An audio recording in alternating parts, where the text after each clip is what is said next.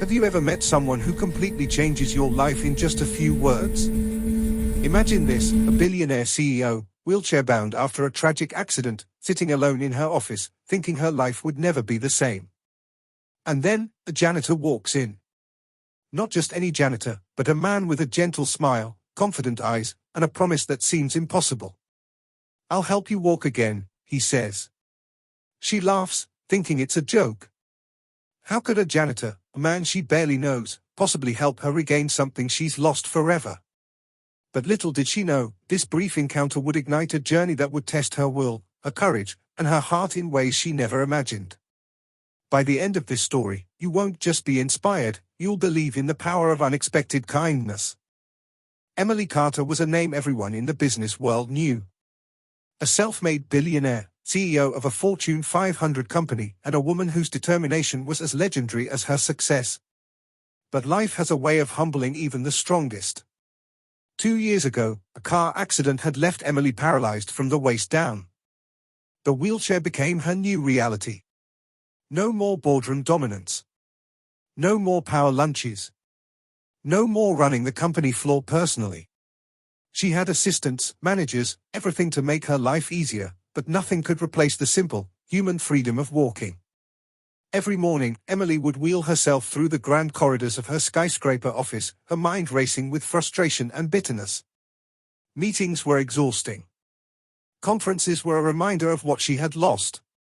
Even her friends, well-meaning as they were, didn't understand the emotional weight she carried every single day. One particularly long afternoon, after a grueling meeting with investors, Emily decided to take a break. She wheeled herself down the maintenance hallway, a place she usually ignored. That's when she noticed him, Marcus, the janitor, carefully mopping the floor, humming a soft tune under his breath. There was something about his calmness, his simple focus on his work, that made Emily pause. She had seen Marcus before. He was a familiar figure in the building, but she had never spoken to him. Employees often overlooked him, rushing past without a glance. Yet today, as he looked up and smiled warmly, something clicked. "I can help you walk again," Marcus said without hesitation. Emily blinked. "Excuse me," she asked, assuming she misheard him. Marcus simply repeated it, with the same quiet confidence. "I can help you walk again." Emily's initial reaction was disbelief. She laughed, a short, incredulous laugh. A janitor, someone she barely knew, claiming he could help her regain what she had lost.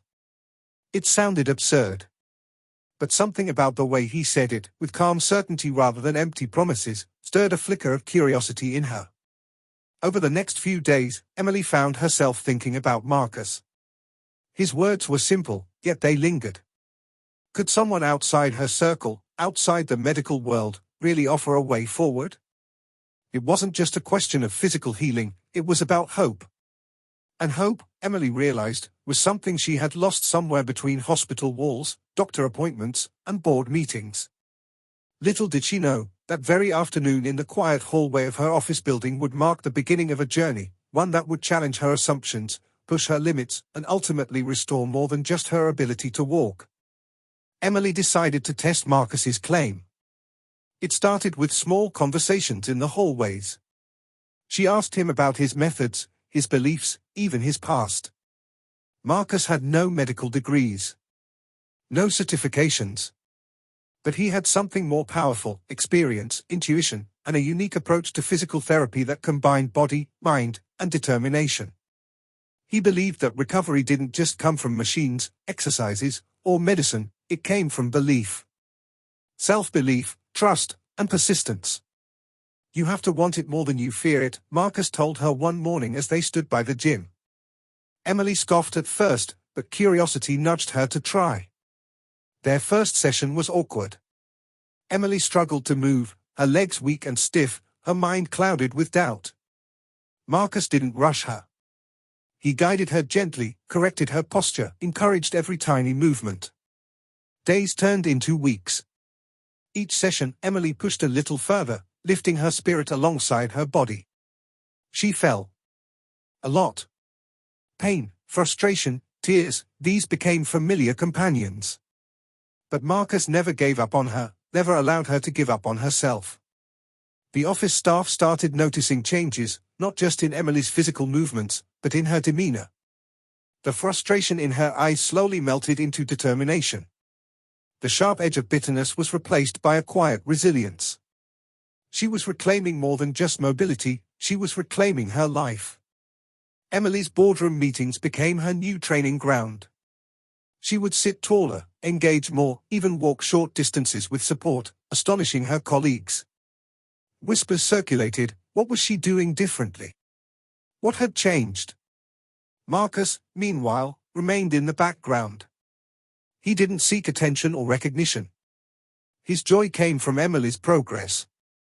And every small milestone, standing for the first time, taking 10 steps, then 20, was celebrated quietly, intimately, between teacher and student. One afternoon, Emily's frustration boiled over. "I'm trying, Marcus. I want to walk, but it feels impossible." Marcus smiled. "Impossible is just a word. You've already done things people said you couldn't. Walking is next. Trust yourself." And slowly, she did. Then came the real challenge, walking without support. Emily had grown comfortable relying on a cane, and the idea of fully trusting her legs again terrified her. Every attempt brought fear, a flash of the accident, a memory of helplessness. "I don't think I can do it," she admitted, tears streaming down her face during one session. Marcus knelt beside her, holding her hands. "You can, Emily. But you have to step into fear. Step into it, and I'll be here every step." That moment became a turning point. Emily realized this journey wasn't just physical, it was emotional, mental, and spiritual. Walking again symbolized reclaiming control over her life, her identity, and her confidence. The office started to take notice. People who had once pitied her now watched in awe as she took steps across the room, guided only by sheer determination. Her story began to inspire others, colleagues, friends, even strangers who heard about her progress. But the real breakthrough came one morning when she woke up and realized she didn't need support for a few steps. Her legs held her. Her balance returned. Her confidence soared. Marcus's words echoed in her mind, "You wanted it more than you feared it." It was more than just walking, it was freedom. Freedom from doubt, fear, and limitation. And Emily knew that this moment, this triumph, would forever remind her that help can come from the most unexpected places, and miracles often start with a simple promise. The day Emily walked unassisted across her office, the room fell silent. Her assistants, colleagues, and even visitors held their breath. Every step she took resonated like a victory bell. She looked up at Marcus, who stood quietly, pride shining in his eyes. Tears streamed down her face, not just from the physical achievement, but from the journey itself. From despair to hope, from helplessness to empowerment, from isolation to connection. In that moment, Emily understood the power of human kindness, determination, and trust. Emily never forgot that Janitor, the man who saw her not as a helpless CEO in a wheelchair, but as someone capable of reclaiming her life. Marcus taught her that miracles don't always come from wealth, medicine, or fame. They come from belief, persistence, and someone willing to stand beside you when the world doubts you. Her journey inspired countless others in her company and beyond. Employees began to see that titles and roles didn't define value, that every person had the potential to impact lives in extraordinary ways. Emily's message to the world: never underestimate the power of a promise, the strength of belief, or the change one person can spark in another's life. Sometimes, all it takes is a simple, genuine, "I'll help you walk," to transform someone's world forever. And in that transformation, Emily learned the most important lesson of all: hope is contagious, kindness is powerful, and change is always possible, if you just take that first step.